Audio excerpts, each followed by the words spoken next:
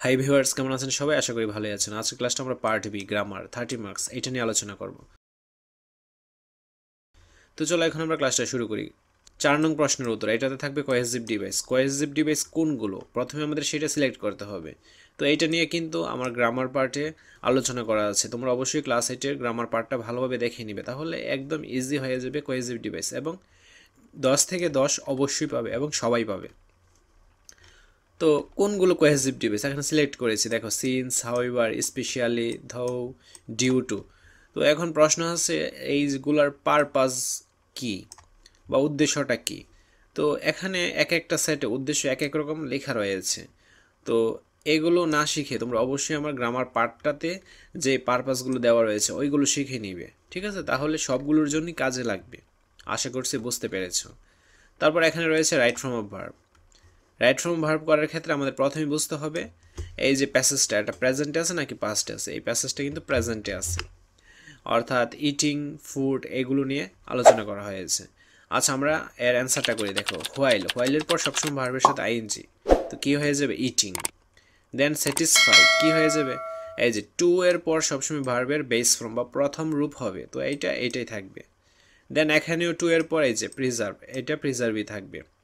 তো এখন ইট, এটা কি হবে? এটা হবে to it.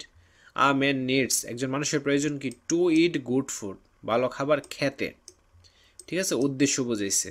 Sometimes it so happens, এখানে হ্যাপেন্স হবে ইট। তো এটা হচ্ছে সিঙ্গুলার, ভার্বটা সিঙ্গুলার হবে, এর জন্য এস বাই এস যোগ হয়েছে। তারপর এখানে লাইভই থাকবে, অফ প্ল্যান্টি, নট ইট। তো এখানে কি হবে? ডু নট ইট। দেন এখানে হ্যাভই থাকবে, কারণ বেস ফ্রম। তারপর এখানে সিলেক্টই থাকবে, কারণ এখানে টু রয়েছে। তারপর বি এর প্রথম রূপ হচ্ছে কি? আর। আর ইজ, তো এখানে আর হবে, কারণ ফুডস একের অধিক, প্লুরাল, তো আর প্লুরালটা হবে।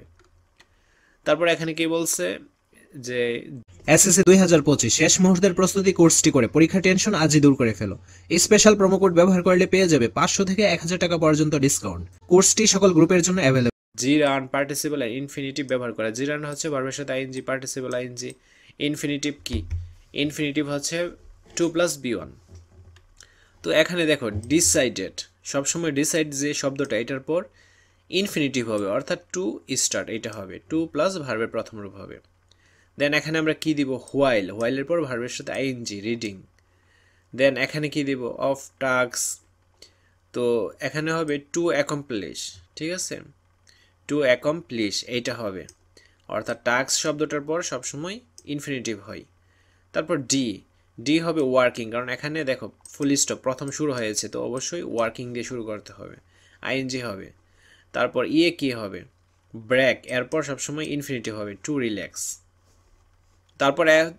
তারপর 7 নংয়ে আসবে অ্যাডভার্বিয়ালস। অ্যাডভার্বিয়াল নিয়েও কিন্তু ক্লাস করা আছে, তোমরা অবশ্যই অ্যাডভার্বিয়ালসগুলো দেখে নিবে। প্রথমে আমাদের বুঝতে হবে কোনগুলো অ্যাডভার্বিয়ালস, ঠিক আছে? এইটা বোঝা হচ্ছে আমাদের প্রথম কাজ।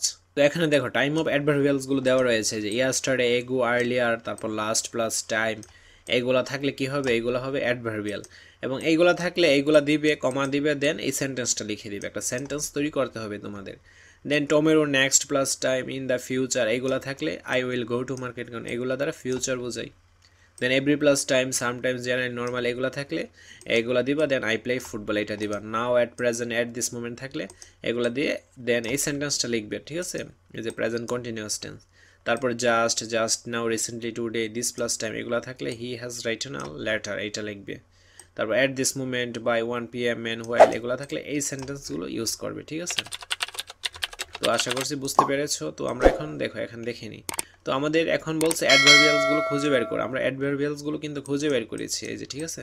তারপর আমরা নতুন সেন্টেন্স লিখে দিব। এখন আমরা প্রায় অনেকগুলো সেট নিয়ে আলোচনা করেছি, এবং প্রত্যেকটা সেটই এর অ্যান্সারগুলো কিন্তু এক এক রকম। তো এগুলো না করে তুমি তোমার মতো করে সেন্টেন্সটা লিখে দিবে, অর্থাৎ আমি যেই সেন্টেন্সগুলো এখানে তৈরি করেছি এইগুলো তুমি ইউজ করতে পারো। সহজ সহজ সেন্টেন্সগুলো তুমি ইউজ করবে, ঠিক আছে? কঠিন সেন্টেন্স লেখার দরকার নেই।